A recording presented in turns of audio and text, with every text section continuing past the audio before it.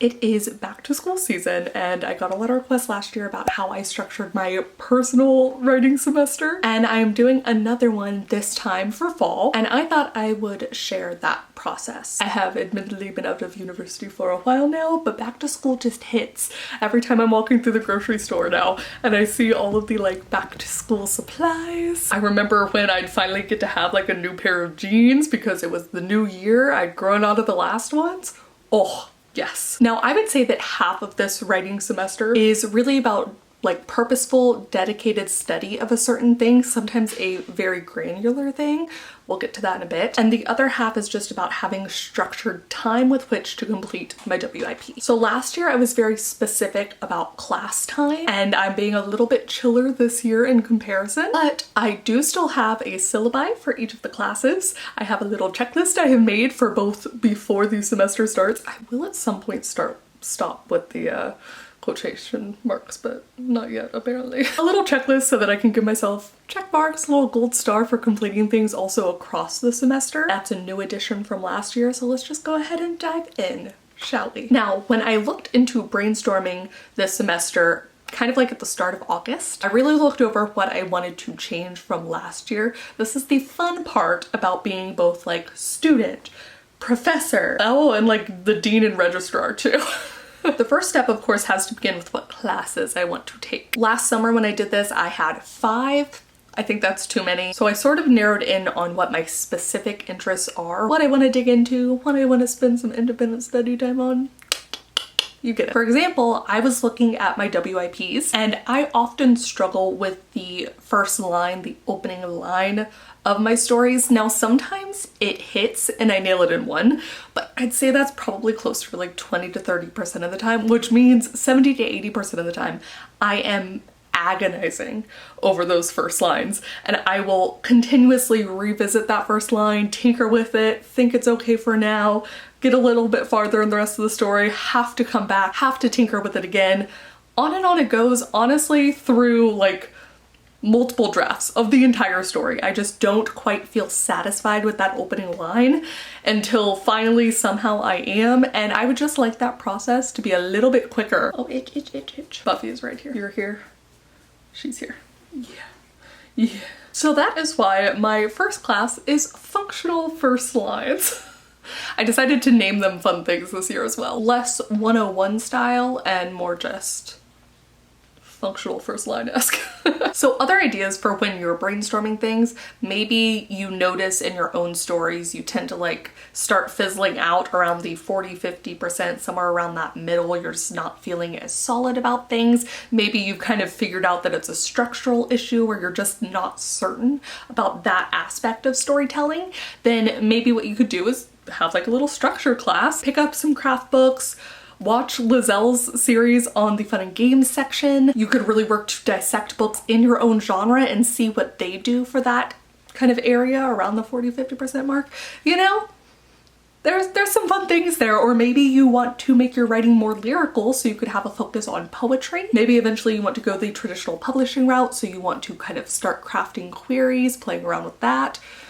There are lots of options. I would just kind of get a broad sense of your goals, see maybe what's lacking, and then just kind of dive in. Anything that's like a pain spot. Or if the finishing of the story is the issue. Last year I did Finish Your Damn Novel, which this year I'm turning into Bettering for Betas, where I really just want to make this draft of A Closet Full of Cauldrons the best it can be, using the alpha reader feedback, using my own read through notes, and just like make it better. And as part of this class, you'll see I'm actually going to send out the new draft to my beta readers. My third class is Back Matter Matters, because it does. You can check out all the backs of the books, basically what compels people to, besides you get the front cover, and then I always immediately turn it over to the back.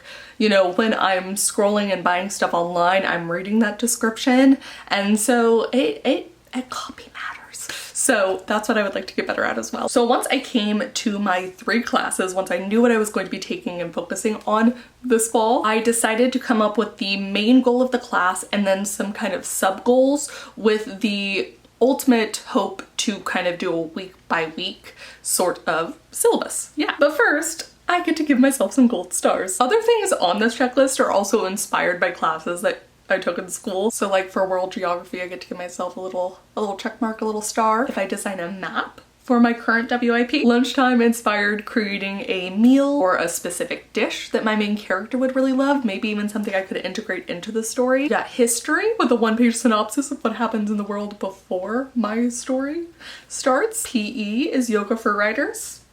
You see what I'm doing, okay. I also threw onto this reading a craft book as well as reading a book that is in my current genre that I'm focusing on. I would argue that reading is something that you should be putting on the syllabus. It is something that I have on mine, but I also just wanted to make this sort of a separate thing for fun too. Other stuff I have on here are buying things, again, back to school vibes, which I did.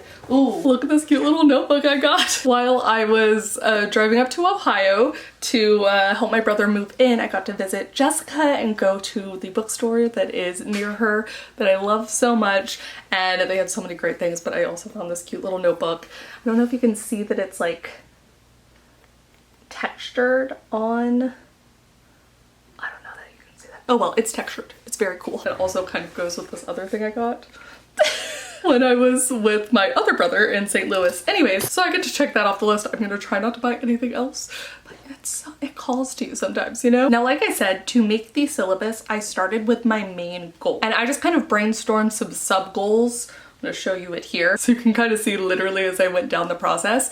Brainstorm some sub goals that I thought would be nice to fit under that serve the purpose of the main goal. And then eventually I did the week by week so I could kind of get an idea for what the homework for that week would be. I apologize, the quotes are back. But if I was gonna do a week by week thing, it made me need to look at how long this semester would last for me. How long am I going to be putting in this dedicated effort and kind of holding myself responsible for this sort of thing. So because once again, I am the registrar, dean, professor, and student at this School of One, I went ahead and blocked out the weeks that I will be gone for. One is to go on a girls trip, another is to go and celebrate the book release of my friend Wallace. I'm so excited. I will leave a link down below if you guys would like to pre-order A Dark and Secret Magic.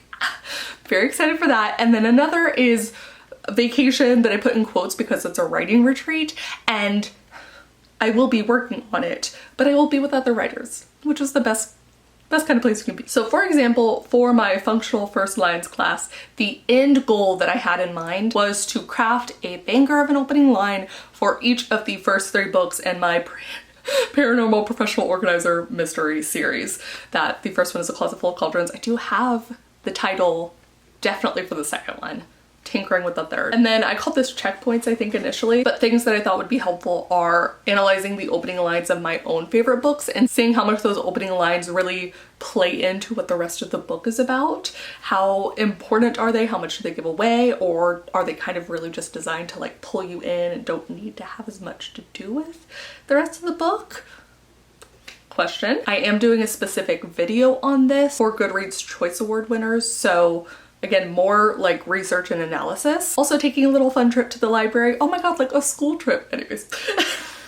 Taking a little trip to the library and specifically like just picking out books that are in my genre. I'm gonna focus on cozy mystery first, but then also maybe some romance. So you can kind of see when I went to break this down week by week that I kept all of those sub goals, but those sub goals are maybe what, like 6 or so, but I ended up with a 12-week semester, so I kind of pulled that out a little bit more. So I also went ahead and put in crafting really great opening lines for some of my romance novels. One of them I actually feel really good about still, so it's really just kind of double checking that.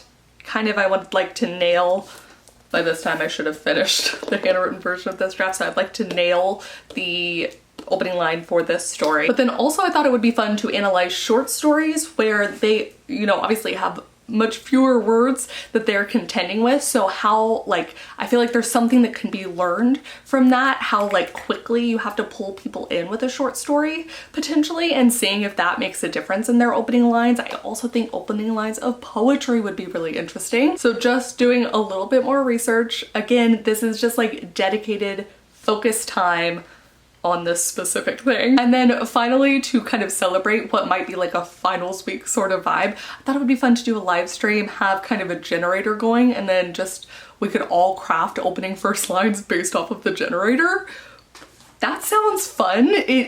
I think there's something to be said for when you don't have the entire novel completely figured out. You're not trying to like find the perfect line for this thing that you've been imagining for so long. Maybe it'll be easier to craft a really interesting opening line. So if I could take that spirit into my other projects.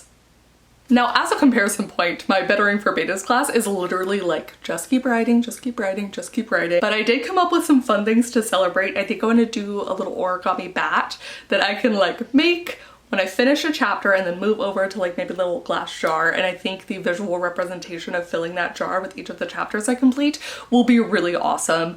I also don't think that it's gonna take the entire 12 weeks. So the next goal would be, after ultimately coming up with the questions for my beta readers and sending it off to beta readers, would be to kind of immediately start on book 2, A Basement Brimming with Bodies. So that is my 12-week semester. Oh, I did mention a kind of schedule breakdown. I wasn't doing the same regimented class schedule as last year, but basically I'm going to continue doing my morning writing like I usually do up to and including my Twitch stream. And then in the afternoon, every weekday from 2 to 4, I have that blocked out for this research time. So I could also use that time to complete whatever I didn't get done within A Closet Full of Cauldrons that I really wanted to get done. I can use that time to work on the checklist if there's any specific items there. But otherwise, research on functional first lines, research on the back matter, drafting, all of those things.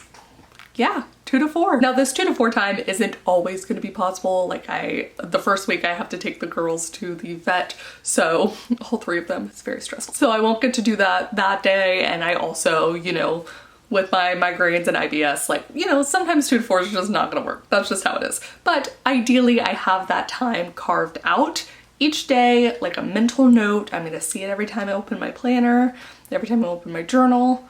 Yes, I think that is it. Please do comment down below. Tell me which classes, quotes are back, which classes you would like to take, what kind of independent study you would do if you had the time, and do you think this is something for fall? Maybe you could challenge yourself to take 1 class, kind of set yourself up with a syllabus and see what you can accomplish just with this extra study time. And, you know, in a 12-week period, a 10-week period, an 8-week period, however you want to make it. I would love to know. We'll check back in at the end of this. And also, if you are currently enrolled in any kind of class, writing class, whether that is like your major in school or whether that's just kind of like a one-off thing that you're doing, maybe with an author that you really admire who's hosting it, you know, let me know. If you've ever done something like that in the past, I would love to know how that's gone for you. Thank you guys so much for watching, and I will see you very soon with a new video. Bye!